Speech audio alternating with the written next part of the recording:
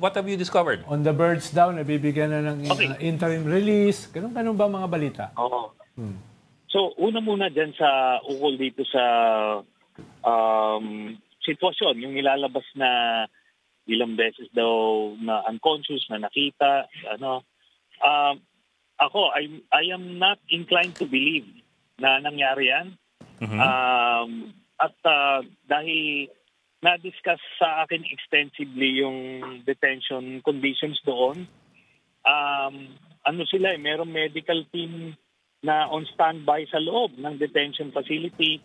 And besides yung detention facility, parang country club yun, parang resort yun, komportable sila.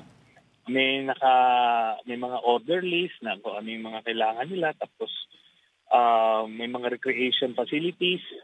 Then, itong si Digong mismo, meron siyang access sa pamilya niya 24/7. Kaya niyang tumawag. Kaya the fact na hindi ito nasabi nung mga anak niya tuwing bumibisita, di ba, nagpe-press con sila after, may isang insidente na wala silang ni-report eh. As late as last week nung nagbisita sila, paglabas, wala naman eh. Prior to September 23 na confirmation of charges hearing.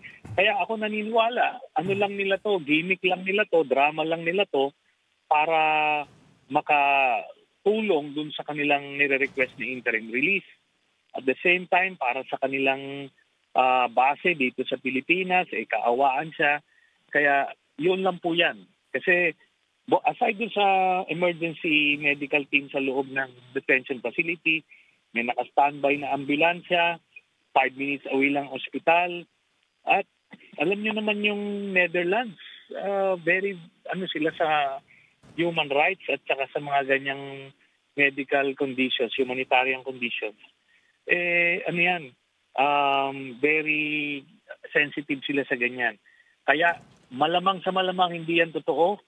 Nagdadrama lang itong pamilya nila para dun sa mga gusto nila mangyari.